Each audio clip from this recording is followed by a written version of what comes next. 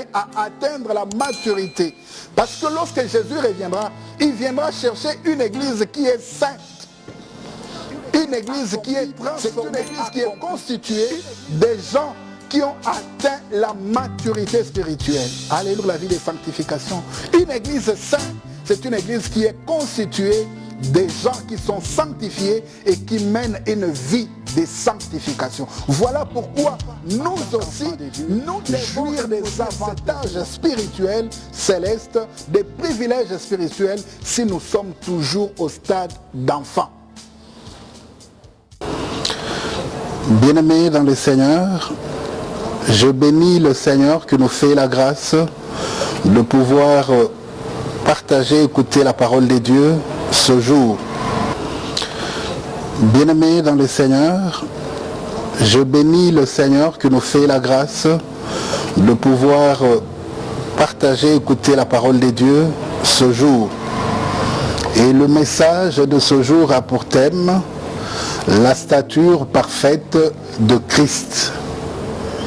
Et pour ce message, nous allons lire dans l'épître de Paul aux Éphésiens, chapitre 4e, du 11e verset au verset 17. Je lis donc au nom de Jésus-Christ. Et il a donné les uns comme apôtres, les autres comme prophètes, les autres comme évangélistes, les autres comme pasteurs et docteurs, pour le perfectionnement des saints en vue de l'œuvre du ministère et de l'édification du corps de Christ, jusqu'à ce que nous soyons tous parvenus à l'unité de la foi et de la connaissance du Fils de Dieu, à l'état d'homme fait, à la mesure de la stature parfaite de Christ. Ainsi, nous ne serons plus des enfants flottants et emportés à tout vent de doctrine par la tromperie des hommes, par leur ruse dans les moyens de séduction, mais en professant la vérité dans l'amour, nous croîtrons à tous égards en celui qui est le chef, Christ. C'est de lui et grâce à tous les liens de son assistance que tout le corps bien coordonné et formant un solide assemblage tire son accroissement selon la force qui convient à chacune de ses parties et s'édifie lui-même dans l'amour. Voici donc ce que je dis et ce que je déclare dans le Seigneur. Vous ne devez plus marcher comme les païens qui marchent selon la vanité de leurs pensées. Parole du Seigneur. Bien-aimés dans le Seigneur, nous allons parler de la stature parfaite de Christ. Eh bien, je voudrais que nous puissions comprendre et retenir que la chrétienté est une vie, c'est toute une vie. Et puisque c'est une vie, la vie est évolutive. La vie est appelée à évoluer, à progresser. Elle ne doit pas être statique. Lorsqu'elle est statique, la vie, cela devient inquiétant. Parce que la vie, par nature, doit évoluer. C'est dans ce cadre d'ailleurs, lorsque on voit la formation du fœtus dans le sein maternel, ce qui fait qu'on dise que ce fœtus-là est en vie, c'est lorsqu'il y a croissance, lorsqu'il y a évolution. Parce que s'il n'y a pas d'évolution, eh bien, ce sont des signes qui annoncent la fin de la vie. Il faudrait donc que là où il y a la vie, qu'il y ait évolution. Et nous sommes entrés dans la famille de Dieu, nous entrons dans la famille de Dieu par la nouvelle naissance. Lorsque nous croyons en Jésus-Christ et que nous le recevons dans notre vie comme notre Seigneur et Sauveur, nous naissons dans la famille de Dieu. Et puisqu'on est enfant, On ne peut pas rester continuellement enfant, on doit évoluer, on doit grandir, on doit croître. Alléluia. Nous sommes donc appelés à progresser, à croître, à évoluer, progresser spirituellement, grandir, atteindre la maturité. Nous sommes donc appelés à la maturité spirituelle, à quitter le stade d'enfant pour devenir mature. Nous devons tendre vers la maturité spirituelle, c'est-à-dire atteindre cette stature parfaite de Christ. Bien-aimés dans le Seigneur, nous devons tendre vers la perfection. C'est ce que nous devons rechercher et c'est à cela que nous devons aspirer, à la perfection. Qu'est-ce qui a caractérisé Christ? Quelles sont les caractéristiques de la personne et de la vie de Christ? Parce que nous devons, c'est lui qui est notre modèle et nous devons reproduire la vie de Christ en nous. Nous devons manifester Christ en nous. C'est lui qui est notre modèle. Nous devons donc, pour atteindre sa stature parfaite, évoluer.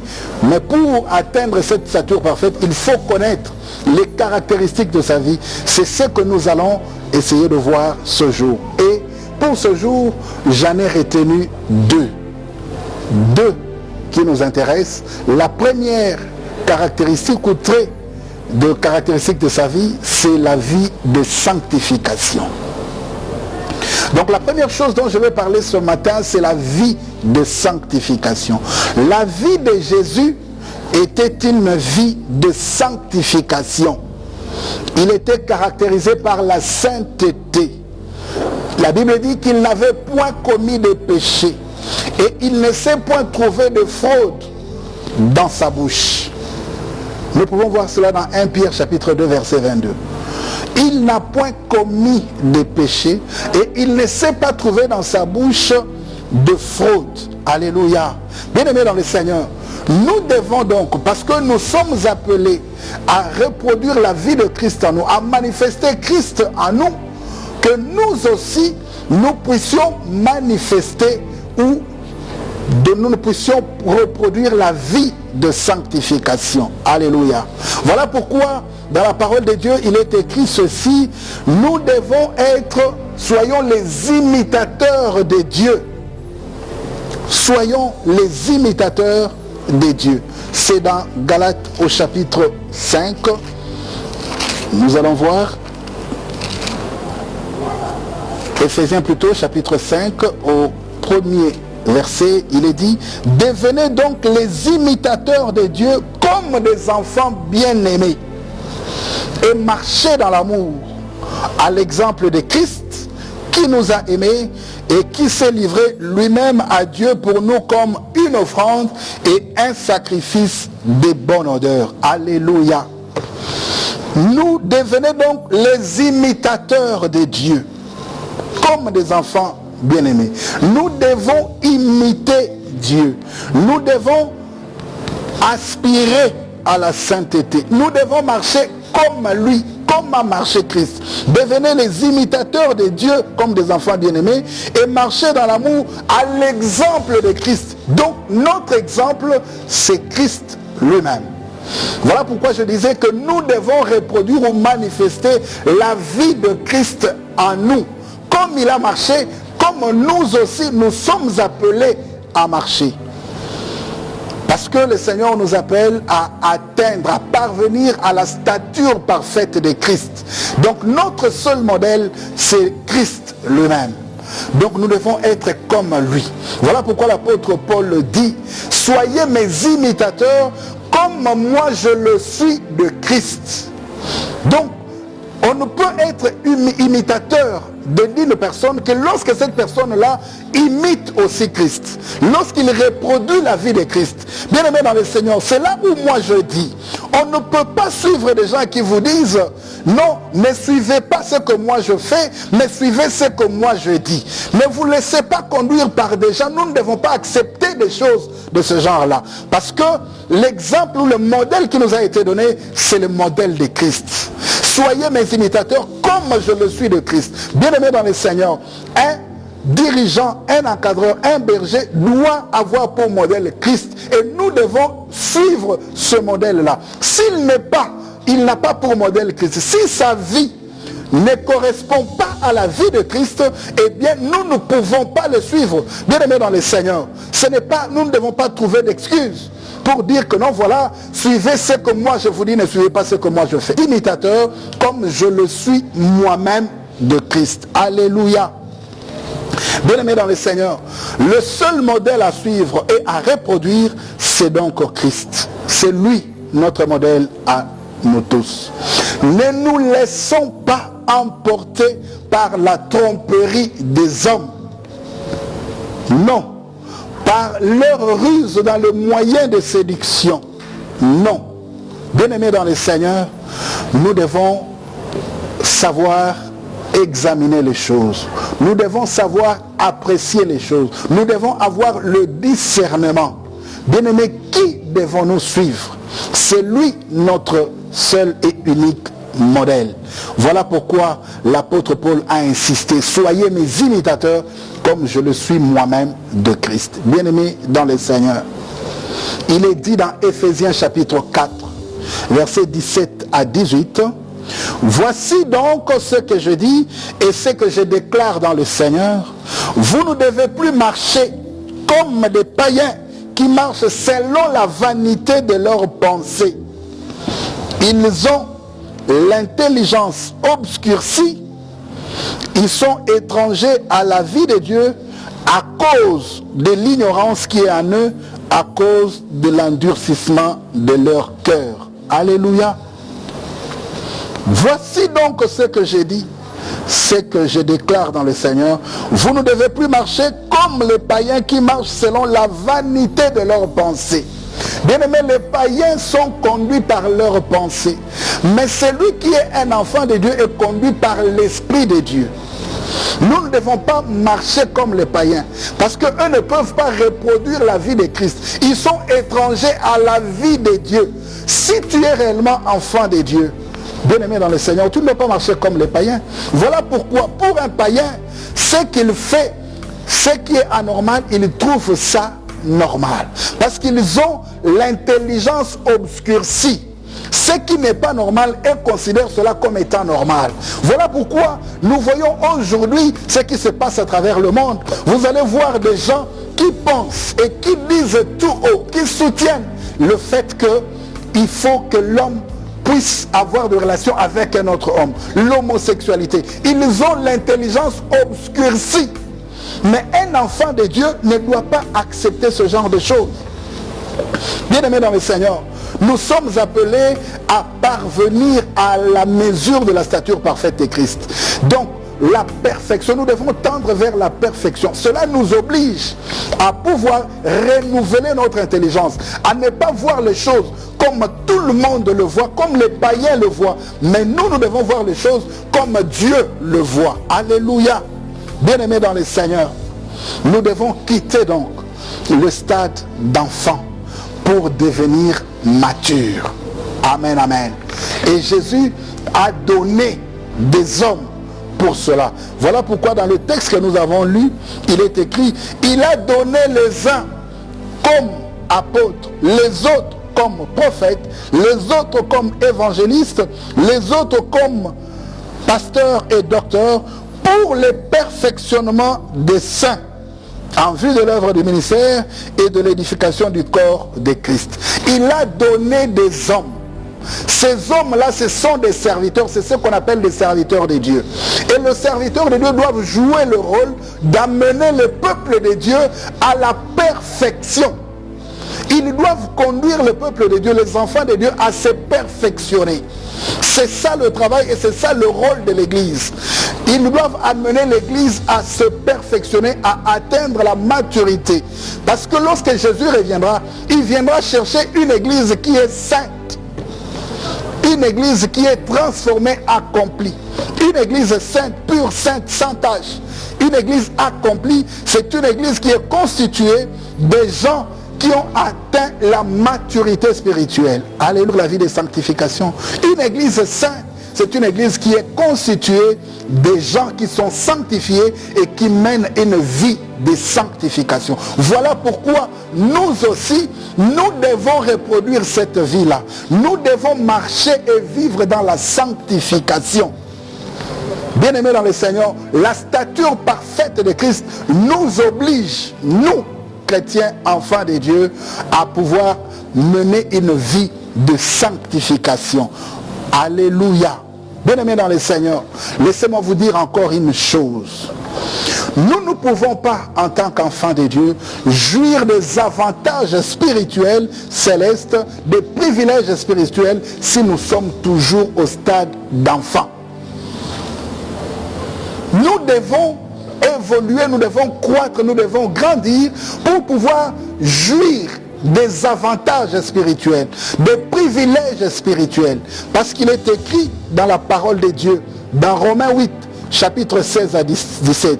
L'Esprit lui-même rend témoignage à notre esprit que nous sommes enfants de Dieu. Or, si nous sommes enfants, nous sommes aussi héritiers. Héritiers de Dieu, co-héritiers de Christ. C'est-à-dire que nous avons un héritage.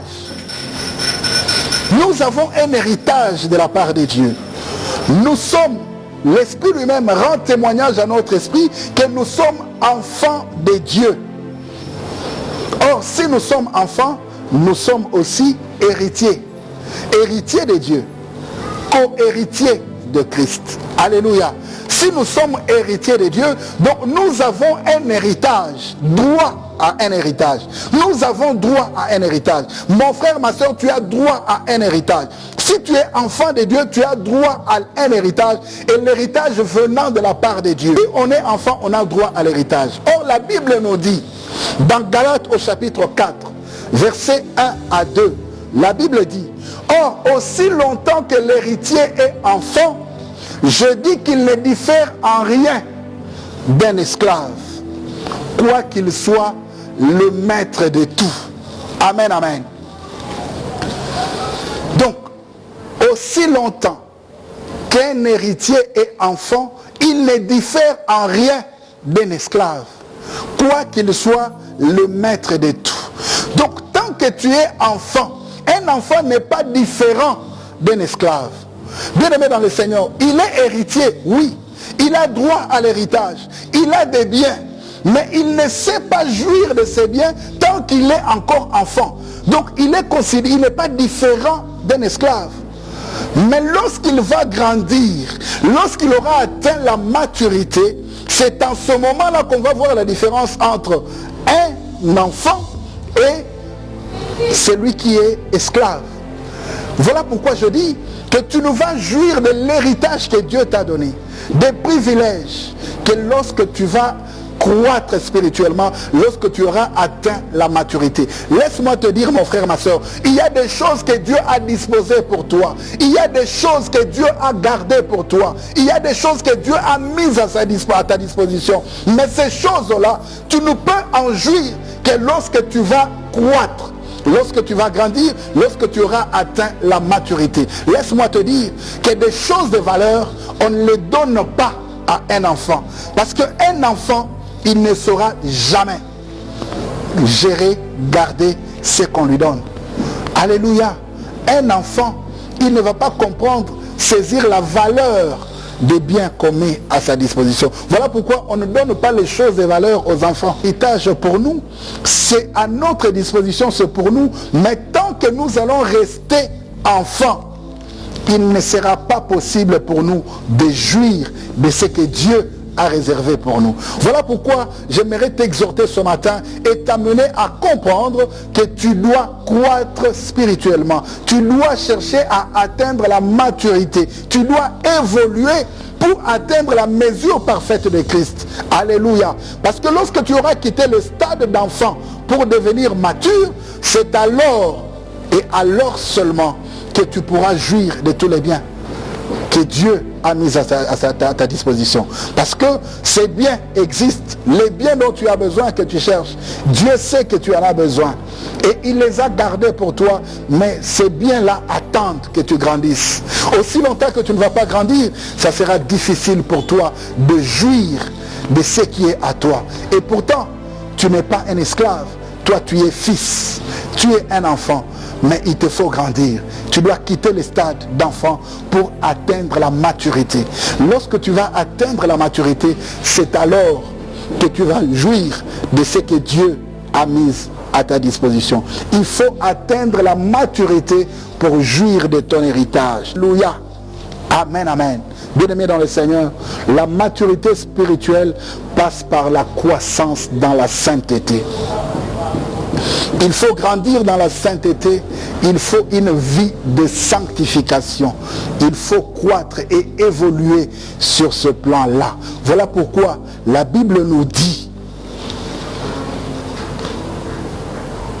mais puisque celui qui vous a appelé est saint, vous aussi soyez saints dans toute votre conduite. Amen, amen. Puisque celui qui vous a appelé est saint, vous aussi soyez saints dans toute votre conduite. Alléluia. Celui qui nous a appelés, c'est qui? C'est Christ, c'est Dieu qui nous a appelés. Et lui, Dieu, il est saint. Puisqu'il est saint, nous aussi, nous devons vivre dans la sanctification. Nous devons manifester la sanctification. Car celui qui vous a appelé est saint. Vous aussi, soyez saints comme dans toute votre conduite. Alléluia. Et dans Éphésiens chapitre 1er, au verset 4, la Bible dit, en lui, Dieu nous a élus avant la fondation du monde pour que nous soyons saints et irréprochables devant lui. Bien-aimés dans le Seigneur, nous sommes appelés à une vie de sanctification. On ne peut pas prétendre être enfant de Dieu et ne pas vivre dans la sanctification, ne pas évoluer dans la sanctification. La vie de Christ, c'était une vie de sanctification. Et si nous voulons atteindre ou parvenir à la mesure de la stature parfaite de Christ, à être comme Christ, nous aussi, nous devons mener une vie de sanctification. Alléluia. Nous devons mener une vie de sanctification parce que lui, il a mené une vie de sanctification. Toute sa vie était caractérisée par la sanctification. Comme des enfants bien-aimés et marcher dans l'amour à l'exemple de Christ qui nous a aimés et qui s'est livré lui-même à Dieu pour nous comme une offrande et un sacrifice de bonne odeur. Que la débauche, ni aucune impureté, ni la cupidité, qu'on n'entende ni paroles grossières, ni propos insensés ou équivoques, choses qui sont contraires à la bienséance, et qu'on entende plutôt des actions de grâce. Car sachez-le bien, aucun débauché ou impur ou cupide, c'est-à-dire idolâtre, n'a d'héritage dans le royaume de Christ et de Dieu. Que personne ne vous séduise par des vains discours, car c'est à cause de ces choses que la colère de Dieu vient sur le fils de la rébellion. N'ayez donc aucune part avec eux. Autrefois, vous étiez ténèbres, et maintenant, vous êtes lumière dans le Seigneur. Marchez comme des enfants de lumière. Car le fruit de la lumière consiste en toutes sortes de bonté, de justice et de vérité. Examinez ce qui est agréable au Seigneur et ne prenez point part aux œuvres infructueuses des ténèbres, mais plutôt condamnez-les. Ne point part à ces œuvres-là, ce qui ne donne pas gloire à Dieu. Ne prenez pas part à ces choses, condamnez-les. La Bible vous exhorte, la parole de Dieu vous exhorte à condamner ces choses. Ne participez pas à ces choses. Ne pratiquez pas ces choses. Tout ce qui peut vous souiller, tout ce qui ne donne pas gloire à Dieu, ne prenez pas part à ces choses, mais plutôt condamnez ces choses lorsque vous les voyez, lorsque vous les vivez. Voilà pourquoi il faut condamner tout ce qui n'est pas conforme à la parole de Dieu, tout ce qui ne correspond pas à la volonté de Dieu. Une vie de sanctification.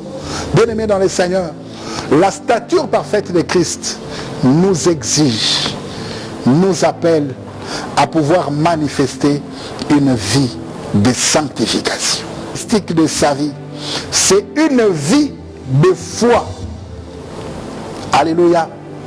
Il est question non seulement de faire preuve de foi, mais de grandir dans la foi. La Bible dit, jusqu'à ce que nous soyons tous parvenus à l'unité de la foi et de la connaissance de Dieu. Amen, amen. À la connaissance du Fils de Dieu. Nous soyons tous parvenus à l'unité de la foi et à la connaissance du Fils de Dieu. Bien-aimés, la vie de Christ était caractérisée par la foi, une vie de foi. Le Seigneur nous appelle à faire preuve d'une foi inébranlable. Une foi qui se démontre même lorsque les choses ne marchent pas. C'est-à-dire devant toute situation favorable ou défavorable, nous devons manifester la foi. La vie de Christ, c'était une vie de foi. Bien-aimé dans le Seigneur, il a gardé la confiance en son Père. Même pendant les moments d'angoisse, même pendant les moments les plus difficiles, il a continué à lui faire confiance. Parce qu'il avait la foi. Alléluia. Bien-aimé dans le Seigneur, il marchait et vivait dans la foi. Il avait une totale confiance en son Père.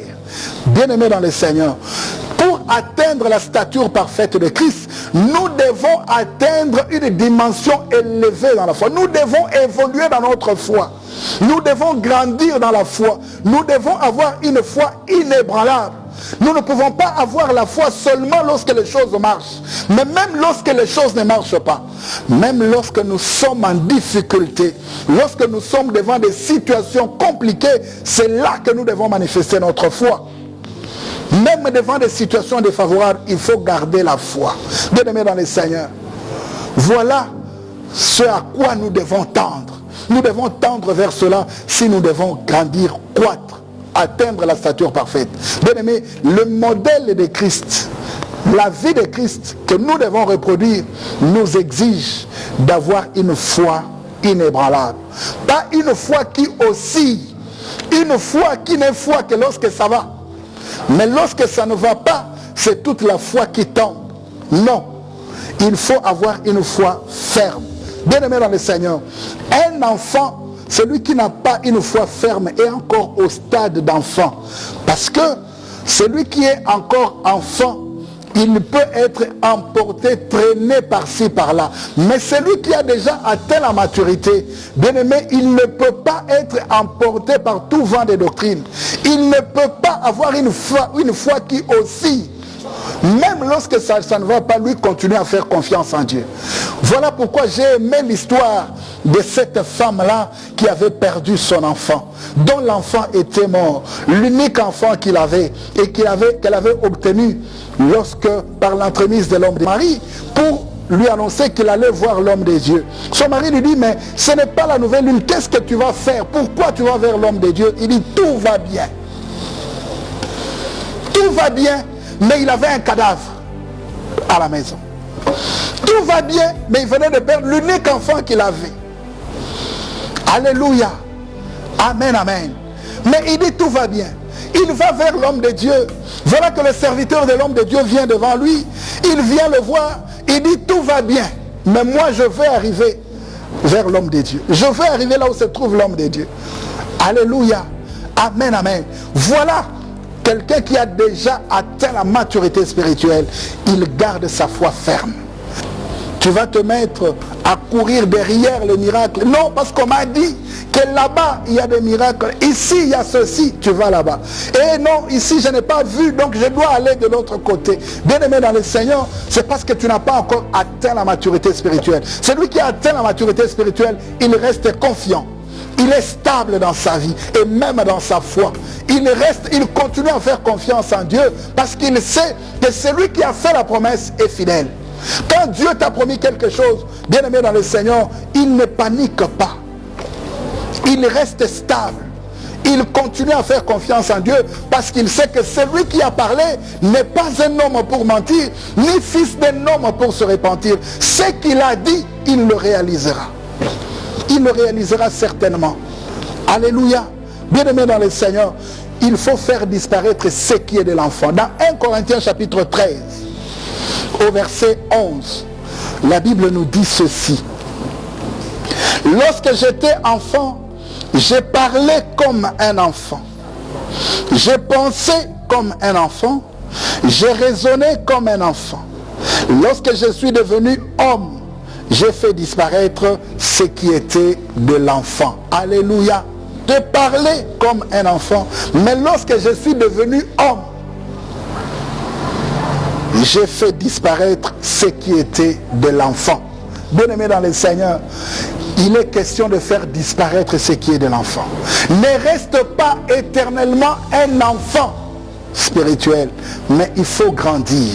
Le Seigneur nous appelle à croître spirituellement. Bien-aimé, si tu crois spirituellement, tu vas croître également dans tous les autres domaines, dans tous les aspects. Parce que c'est le spirituel qui affecte le physique et tout le reste. Lorsque le spirituel évolue, tout le reste va suivre. Voilà pourquoi nous sommes appelés à la croissance. Mais cette croissance doit commencer au niveau spirituel. Il ne faut pas rester un éternel enfant. Si tu es enfant, tu ne verras pas, tu ne jouiras pas de ton droit, de l'héritage que Dieu a réservé pour toi. Parce qu'un enfant, il n'est pas différent d'un esclave. Quoi qu'il soit maître de tout. Il est maître de tout, mais il ne sait pas jouir de cela parce qu'il est encore enfant. Le Seigneur attend que tu atteignes la maturité spirituelle pour qu'il te donne. Parce que celui qui atteint la maturité spirituelle, il saura gérer ce que Dieu met à sa disposition. Celui qui a grandi spirituellement, bien aimé dans le Seigneur, il ne va pas être frappé par ce qu'il aura vu, ce qu'il aura reçu. Celui qui atteint la maturité spirituelle, il saura gérer ce que Dieu met devant lui. Amen, amen. Mais si celui qui est encore enfant, c'est celui-là qui tombe souvent. Vous allez voir quelqu'un, lorsqu'il a expérimenté un peu la gloire de Dieu, il tourne le dos à Dieu. Alléluia. Lorsqu'il a vu quelque chose, il a reçu quelque chose, il oublie Dieu, il retourne à ce qu'il avait vomi, ce qu'il avait abandonné. Mais celui qui a atteint la maturité spirituelle, il ne va pas être emporté par ce qu'il a vu, ce qu'il a reçu. Parce qu'il sait gérer. Il a déjà compris que ce que Dieu a mis à ma disposition, je dois le gérer dans l'intérêt de Dieu. Amen, amen. Bien-aimé dans le Seigneur, il ne va pas gaspiller ce qu'il a reçu. Mais il va plutôt gérer, il saura comment gérer et il va gérer dans l'intérêt de Dieu. Amen. Bien-aimé dans le Seigneur, voilà pourquoi la Bible dit que sans la foi, on ne peut pas être agréable à Dieu. Un chrétien mature, même lorsqu'il rencontre des obstacles et des difficultés, il ne s'emporte pas. Il garde sa confiance en Dieu. On ne peut pas être agréable à Dieu si on n'a pas la foi. Jésus-Christ, mais le Fils de l'homme n'a pas où reposer sa tête. Mais il ne se préoccupait pas parce qu'il savait que la nuit, il allait dormir et le matin, il allait se réveiller. Ce n'était pas ça sa préoccupation, le cadet de ses soucis. Il avait confiance en Dieu. Il savait que la nuit, lorsque la nuit va arriver, il ne trouvera où dormir, si sa peine. Chaque jour, Dieu renouvelle ses bontés et sa grâce. Et il va renouveler. Bien-aimé dans le Seigneur, si tu veux atteindre la maturité spirituelle, il faut manifester une vie de foi. Il faut avoir la foi et il faut grandir dans la foi. Une foi qui grandit. Une foi ferme. Une foi inébranlable. Mais dans le Seigneur, celui qui est enfant dans la foi va facilement être ébranlé lorsqu'il rencontre des choses difficiles devant lui. Quand les choses iront mal, sa foi va être ébranlée. Un jour, il est chrétien, le lendemain, il retombe dans le monde. Parce qu'il fait marche arrière. Alléluia. Mais celui qui a atteint la maturité spirituelle, il reste. Si je ne vois pas jusqu'à telle date, je vais abandonner. Pourquoi? Parce qu'il n'a pas une foi ferme, il ne sait pas tenir, il n'a pas encore grandi, il est encore enfant. Mais celui qui a atteint la maturité spirituelle, celui qui a atteint le stade de la stature parfaite de Christ, même lorsque ça ne va pas, il reste confiant. Il faut dire comme cette femme, tout va bien. Alléluia. Cette femme n'était pas ébranlée. Il était sûr que lorsqu'elle va rencontrer l'homme de Dieu, elle trouvera la solution à son problème. Et lorsqu'elle l'avait rencontré, effectivement, elle avait trouvé la solution à son problème. Son enfant était revenu à la vie. Je ne sais pas. Qu'est-ce qui te perturbe ou qu'est-ce qui peut te perturber? Le Seigneur nous appelle à parvenir à la stature parfaite de Christ. Et cette stature nous est inspirée de Dieu et utile pour enseigner, pour convaincre, pour corriger, pour instruire dans la justice, afin que l'homme de Dieu soit accompli et propre à toute bonne œuvre. Afin que l'homme de Dieu soit accompli. C'est la parole de Dieu qui va t'accomplir. C'est la parole de Dieu qui va forger la foi en toi. La foi vient de ce qu'on entend, et ce qu'on entend vient de la parole de Dieu. Il faut rester dans la parole de Dieu. Il faut te nourrir de la parole de Dieu. Il faut méditer la parole de Dieu. C'est cette parole qui va forger la foi en toi. Pour que tu deviennes accompli, c'est-à-dire que tu atteignes la stature parfaite de Christ. C'est à travers la parole et c'est dans la parole. Alléluia. Bien-aimé dans le Seigneur, c'est à cela que Dieu t'appelle. La stature parfaite de Christ, nous avons pour modèle, nous devons reproduire la vie de Christ, nous devons manifester la vie de Christ. Voilà les deux caractéristiques que j'ai retenues pour aujourd'hui de la vie de Christ. Une vie de sanctification, mais également une vie de foi. Une vie de foi, une vie de sanctification. Il n'a point commis de péché, il ne s'est point trouvé dans sa bouche de fraude. Donc, bien-aimé dans le Seigneur, lui-même étant saint, il nous appelle à être saints. Nous devons aspirer à la sainteté. Nous devons tendre vers cela. Bien-aimé dans le Seigneur, c'est ça qui doit être la préoccupation de tout enfant de Dieu.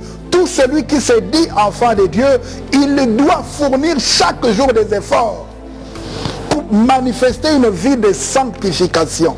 Bien-aimé dans le Seigneur, avec la grâce de Dieu, cela est possible. Ce n'est que dans ces conditions-là que tu pourras atteindre la stature parfaite de Christ. Et lorsque tu vas atteindre la maturité, cette stature parfaite, tu verras que les choses vont devenir faciles pour toi. Tu verras que la gloire de Dieu va se manifester parce que Dieu attend que tu grandisses pour qu'il mette à ta disposition ce qu'il a réservé pour toi. Chose qu'il a réservé pour toi. Et il y a des bonnes choses et des belles choses. Mais le problème, c'est à ton niveau. Ce n'est pas le problème de Dieu, ce n'est pas au niveau de Dieu. Tant que tu seras enfant, tu ne vas pas jouir de ce que Dieu a réservé pour toi. Parce que la Bible dit que l'héritier, aussi longtemps qu'il est enfant, il n'est pas différent de l'esclave. Quoi qu'il soit maître de tout, lui, il est maître de ce qui existe, mais il n'a pas la jouissance, parce qu'il est sous les tuteurs et les administrateurs. C'est d'autres qui gèrent pour lui. Dieu veut que tu possèdes ce qu'il a préparé pour toi. Dieu veut que tu commences toi-même à décider sur ce qu'il t'a donné. Mais cela n'est possible que lorsque tu auras atteint la maturité. Parce que cela ne va pas te conduire dans la folie. Mais tu sauras rester serein. Parce que tu as déjà grandi spirituellement. Alléluia. Moto ya koli na molimo ata zui ekolobele loko moko te. Aotika lolenge moko. Parce que ça ayebi eloko nini yango oyo nzamba sali. Na ye pe ayebi place ni nzamba zokene na ye. Mais moto yo nano akoli te tango azui, alors mutu ekobaluka. Parce que en ce moment-là, comme il est encore enfant, il s'est dit, c'est l'occasion pour moi de pouvoir faire la folie. Tant que tu grandisses spirituellement. Et tu vas grandir lorsque tu vas atteindre un niveau dans la vie de sanctification. Bien-aimé dans le Seigneur, tu ne dois plus marcher comme les païens. Tu ne dois pas faire ce que tout le monde fait. Ce que les autres font, toi tu vas trouver que ça, ce n'est pas digne pour un enfant de Dieu, tu ne pourras pas le faire. La Bible dit, ne marchez pas comme les païens. Ils ont l'intelligence obscurcie. Mais nous devons marcher comme Christ a marché. À l'exemple de Christ, marcher dans l'amour. Alléluia. Devenez les imitateurs de Dieu. Comme des enfants bien-aimés. Et marchons dans l'amour à l'exemple de Christ. C'est lui notre modèle. Il avait une vie de sanctification. Nous aussi nous devons avoir une vie de sanctification. Il a mené une vie de foi. Nous aussi nous devons faire preuve d'une vie de foi. Une foi inébranlable, une foi ferme. Bien-aimé dans le Seigneur, si tu peux reproduire et manifester ces choses, alors voilà ce que la parole de Dieu dit, et c'est cela notre conclusion dans Luc au chapitre 6 au verset 40. Voici ce que la parole de Dieu nous dit. Il dit ceci: le disciple n'est pas plus que le maître, mais tout disciple accompli sera comme son maître. Alléluia. En tant que disciples de Christ, nous devons être comme notre maître. Voilà pourquoi la Bible dit que nous devons parvenir à la mesure de la stature parfaite de Christ. Si Christ a manifesté, a mené une vie de sanctification, a fait preuve de foi, nous aussi, nous devons être comme notre maître, comme Christ a été. Nous devons reproduire ces choses. Alléluia. Donc tout disciple accompli sera comme son maître. Bien-aimé dans le Seigneur, je t'exhorte ce jour à être comme ton maître. Dis-moi qui est ton maître. Alors je dis gloire à Dieu, il faut suivre ce maître-là. Mais si c'est Christ qui est ton maître, alors tu dois... Et que le Seigneur bénisse sa parole. Alléluia. Nous voulons prier le Seigneur. Nous allons prier au regard de cette parole. Il veut que nous puissions parvenir à la mesure de la stature parfaite de Christ. Bien-aimés dans le Seigneur, que chacun d'entre nous rentre en lui-même et s'examine. Où est-ce que tu es et à quel niveau tu es? Le Seigneur t'appelle à croître et à grandir spirituellement. Le Seigneur t'appelle à tendre et à atteindre la perfection. Et chaque jour, nous devons travailler en fonction de cela et pour cela. Et les hommes de Dieu que Dieu a placés devant nous sont là pour nous aider à nous perfectionner, pour nous soutenir. Nous allons prier en fonction de cela. Là où tu es, mon frère, ma soeur, prie par rapport à ce que tu as entendu. Dis à Dieu: Seigneur, je veux être comme toi. Aide-moi à reproduire ta vie, à manifester ta vie en moi. Aide-moi à être comme toi, que je sois un disciple accompli. Élève ta voix là où tu es. Prie avant que moi je ne prie pour toi. Je te laisse le temps de prier. Parle à ton Dieu. Dis-lui quelque chose. Il est là pour toi et il t'écoute. Il te fera grâce. Il te donnera ce que ton cœur désire. Si tu désires réellement cela, il va te le donner. Parce que tu fais de lui tes délices. Je vais prier pour toi. Seigneur, incomparable. Merci pour cette grâce que tu nous as faite ce jour, toi qui nous as envoyé ta parole. Seigneur, tu nous appelles à parvenir à la mesure de la stature parfaite de Christ. Seigneur, nous ne pouvons pas, ton peuple ne peut pas sans ton soutien, sans ton appui, parce qu'il est dit dans ta parole que sans moi, vous ne pouvez rien faire. Je viens avec ce peuple devant de toi. C'est lui qui a écouté cette parole, c'est lui qui me suit en ce moment. Éternel et Dieu, je te prie, Seigneur, de faire de lui un disciple accompli. Qu'il puisse, chacun là où il est, reproduire la vie de Christ en lui. Produise ta vie en eux. Daigne le soutenir, daigne leur faire grâce, daigne les rendre capables, ô Dieu, Seigneur, de marcher, de vivre dans la sanctification. Daigne, ô Dieu d'amour, le soutenir et le rendre capable. Daigne, ô Dieu d'amour, répandre la foi en eux. Daigne soutenir leur foi. Daigne faire grandir leur foi. Qu'ils restent fermes dans leur foi et qu'ils mènent une vie de foi. Qu'ils marchent dans la foi comme toi-même tu as marché. Ainsi, ta gloire se révélera et se manifestera. Qu'il en soit ainsi pour la gloire de ton nom. Au nom de Jésus-Christ de Nazareth, je t'ai ainsi prié. Amen. Que Dieu vous bénisse abondamment. Nous sommes arrivés à la fin pour aujourd'hui. Nous allons nous retrouver prochainement. Merci.